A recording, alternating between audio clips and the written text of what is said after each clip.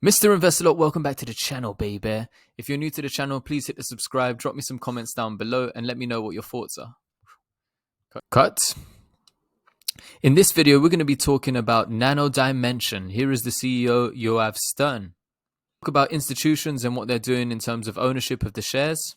We will talk about and analyze their recent most important business updates, which they've released as a press release, about their revenues, and let's talk about some problems of the business and how they are making money and what their initiatives are for 2024 and 2025. If you like these kinds of videos, please hit the thumbs up. It really helps out the channel. Hit subscribe if you're not already subscribed, and drop me some comments on your thoughts about this company down below. Please also remember, none of this is financial advice, for entertainment only. Now let's get into the video. Institutions. This Murchison Limited has caused a host of problems for Nano Dimension with their attempts at hostile takeover. They own 15.5 million shares. Anton Funds as well has owned the latest shares is 20.3 million. While some of the familiar names for some of the big institutional investors like Jane Street Group has increased their position by 237%, for example, has also increased their position. They only have 353,000 shares, which is not a lot considering they're a huge company, a huge institution, but they've increased their position by 5,307%. They've also increased their puts by 43% and their calls by 6%. Other institutions have reduced their position by over half, so nearly 60% they reduced their position. State Street Corp. These filings are from February, so you can see it's between the 13th and the 14th of February.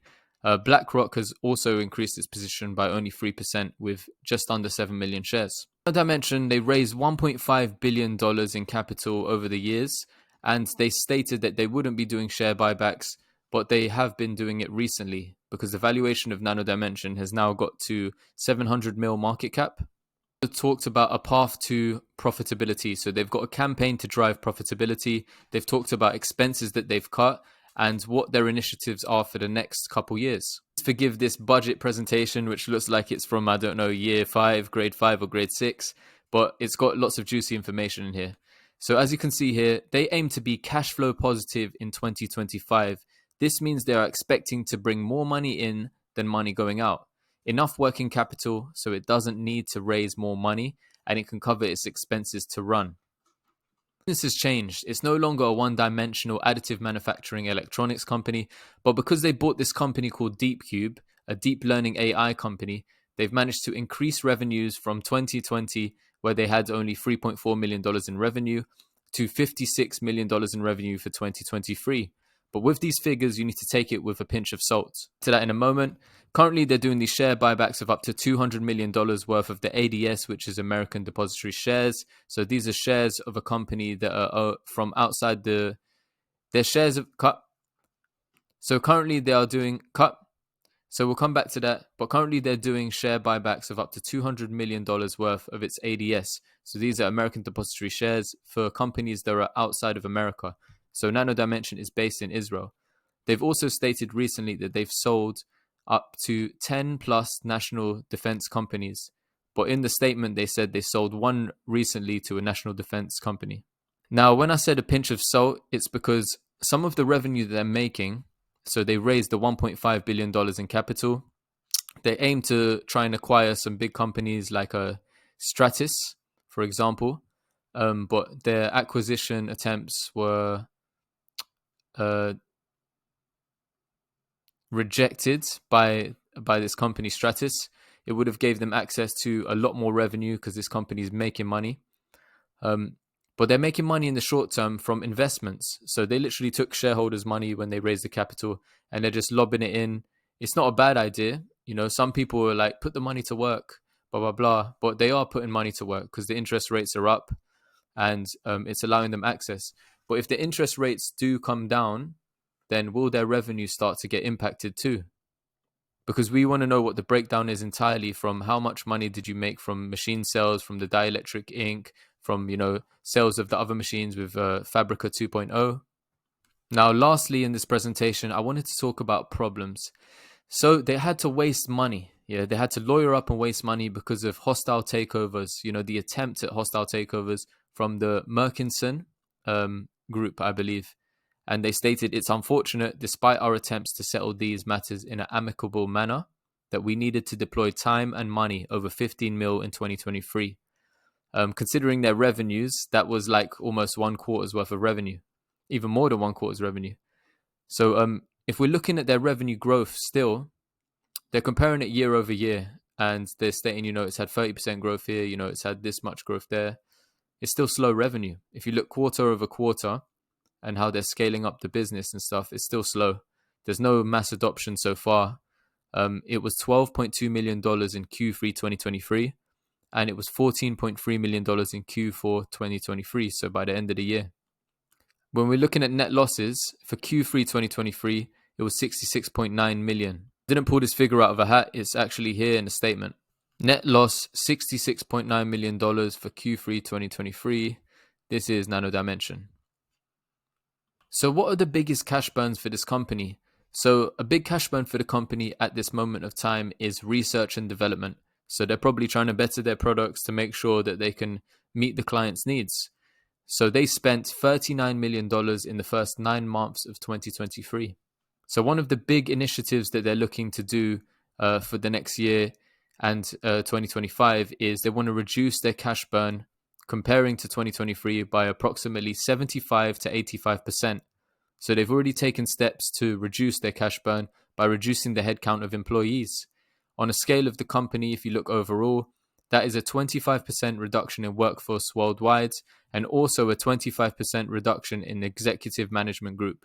So when they're talking about, achieving this positive operating income in 2025 and expecting to reach cash flow positive as post A above, they're expecting to hit that, profitability, their road to profitability in early 2025. So a lot of companies are being impacted at the moment because they're companies that look at future revenue. And right now we're having this big boom with AI and with companies that are providing stuff for data centers like NVIDIA. But a lot of the other companies that aren't profitable yet have been completely obliterated at the moment. They're being hit hard by the market. So if they are able to become profitable and start to achieve and we start to see them scale up, it will put investors at ease, and probably institutions will pile in if they can see the future development of this kind of company. And you can see here that so they're looking towards profitability. They want to push for that for early 2025, and they want to reduce their cash burn. A lot of companies in all sectors have actually been on firing sprees. They've been reducing headcount significantly because everything's gone up in price, I believe, and they were looking to strip down the company to, not bare bones, but to make sure they can have as much cost savings as possible and to focus really hard on turning it profitable. With the sale of this machine, we don't really like to hear it like, oh, great, we sold one, Dragonfly 4, for example. Oh, we managed to sell one more. But this one, they stated, is that it's the second machine sale to the single defense agency. So it's saying it's an existing company that wants to remain anonymous, but they've bought a second machine now. And what they planned and what they said in some of these press conferences that they had and video interviews is that they're looking for this massive sale where there'll be hundreds of thousands or 100,000 dragonflies. They're stating that they believe this is part of the future in terms of additive manufacturing. They're also cooperating with many different fields. So they're looking at health, they're looking at, space, defense. I remember one of the companies that they were cooperating with had this piezo, here we go, wearable piezoelectric antenna for medical applications. But there was basically one where they were, this is the one, the Istituto Italiano di Tecnologia. And basically there was a guy there called Massimo. I remember he developed, it's these stickers that you can stick on and they'll be reading blood pressure accurately. We've got these smart Apple Watches at the moment, but this could do everything. They were trying to develop it so it could read like chemicals, blood chemicals, do all the blood chem as well as blood pressure, heart rate, and any significant changes. So instead of, having lots of plugs on a patient, they were looking to develop this thin, almost plaster-like sticker that you could stick on your patient at certain places. Could read all of the vitals that you need as well as other biochemical changes in the patient. Irv Stern is not afraid of showing face. This guy loves YouTube. He should have been a YouTuber, to be honest, because the guy's always like at presentations, at interviews, YouTubing, discussing the company and, what he predicts for opportunities of growth ahead. People have said the industry with 3D printing has been hit particularly hard. Yoav Stern remains positive that they're going to be able to achieve this road towards profitability. I want to know what your thoughts and feelings are on Yoav Stern, the performance so far, and how he's building up the company, and what you believe about the technology and the opportunities that lie ahead for this company. Finally, I want to thank you guys for loving and supporting the channel. In terms of shares, I think I have just under 1,000 shares of Nano Dimension. I would love to get more, but I'm not working at the moment. I'm literally creating content, doing some acting roles, little bits and pieces. I would love to increase my position in Nano Dimension. Let me know what your positions are, how many shares you've invested, what your cost basis is, what the future holds for the company. If you enjoy these kinds of videos and you want to donate to my channel to help me create videos like this, please look in the description box below. There is a PayPal link. You can drop me any donations, any tips, anything at all, and it really helps out. I'm super grateful for everybody that looks after the channel and supports me as a creator.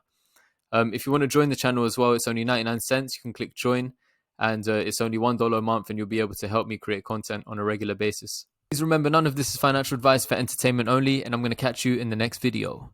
Mr. Investor Lot over and out, baby.